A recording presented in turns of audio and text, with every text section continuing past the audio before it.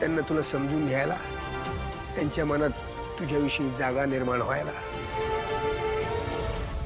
ऐका ना दया पप्पा, माझ्याकडे आज सगळ्यांसाठी एक सरप्राईज आहे. अरे वा, काय सरप्राईज? मी स्वतः तुमच्या सगळ्यांसाठी स्वयंपाक बनवणार आहे.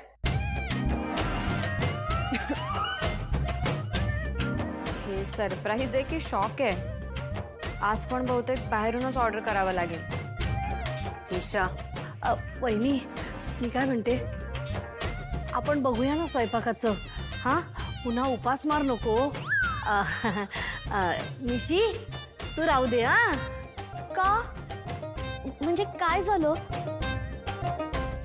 मी या घरची सून आहे ना, मग मलाच तुमची काळजी घ्यायला हवी ना. म्हणूनच काळजी वाटते सगळ्यांची. म्हणजे निशी, सगळ्यांची उपास मार नको ग, म्हणून.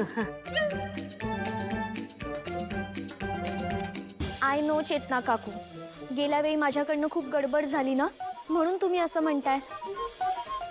बट डोंट वरी, ह्यावेळी असं काहीही होणार नाही. मी सगळं काही नीट करेन. आणि असंही आज ना उद्या मलाच या सगळ्याची रिस्पॉन्सिबिलिटी घ्यायची आहे ना, मग आज का नको. मी तयारीला लागते. आलेच. हा, वहिनी काहीतरी करा. काय करून ठेवणार हे निशिता ना, देवच जाणे. करेल ग, ती सुद्धा सगळं व्यवस्थित करेल. तारिणी आणि निशिता दोघी खूप चांगल्या मुली आहेत.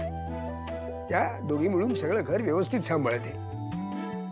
आणि बघ, आता आपली वय झालीत, आता हळूहळू सगळ्या जबाबदाऱ्या त्यांच्यावर सोपवायला हव्यात. कळतंय का? नको काळजी करूस तो.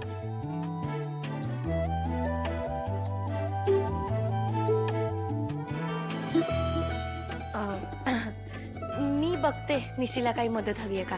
जरा आवरते आणि लगेच येते. हा, वेट तारिणी, तुझं मंगळसूत्र कुठे?